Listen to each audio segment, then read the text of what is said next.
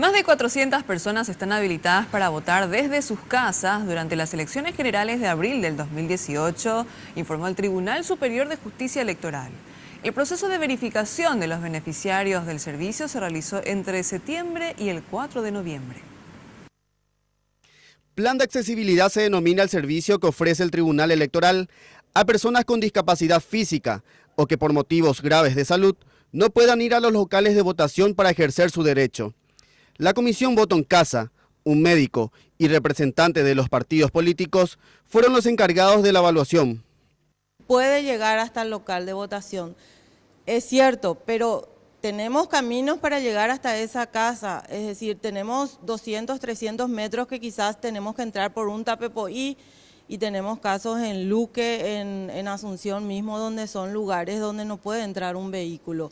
Y hay personas que quizás tengan una discapacidad física nomás, ¿verdad? Tengan amputada la pierna, es decir, se le puede llevar teóricamente, pero con el peso y con la dificultad, quizás ese día hay lluvia, hay muchas cosas que uno debe prever y tener en cuenta para esto. Es muy importante la participación de los médicos porque quizás hay algunos datos que nosotros no podemos discernir si corresponde o no el voto en casa, tenga algún problema de salud que para nosotros visualmente no amerita, pero en la parte médica sí lo dice así.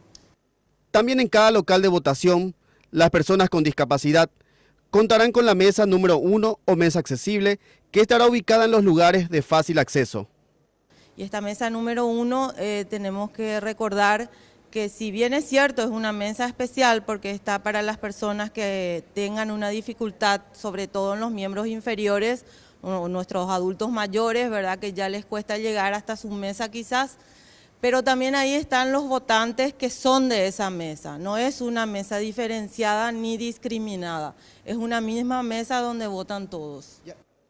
El voto en casa será implementado en 12 ciudades del país. La lista de personas seleccionadas se encuentra en la página web del Tribunal Superior de Justicia Electoral y próximamente en la web de la Secretaría Nacional por los Derechos de las Personas con Discapacidad.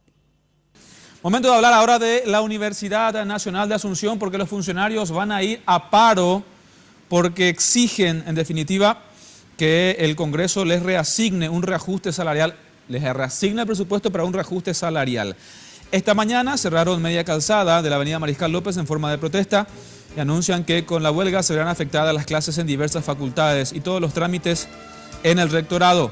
A la marcha también se adhirieron personal del Hospital de Clínicas que se encuentra en movilización constante. Esperan que en los próximos días el rectorado conforme una mesa de diálogo con representantes del personal administrativo. Anuncian que van a continuar con estos cortes de ruta.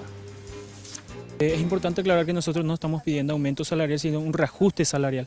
¿Por qué decimos reajuste? Porque en realidad, funcionario administrativo de la universidad no estamos teniendo incremento, o sea, mantenemos el mismo salario hace 10 años. Entonces lo que estamos pidiendo es un reajuste salarial de todos los funcionarios administrativos de la universidad, aparte del cumplimiento a cabalidad del contrato colectivo de trabajo.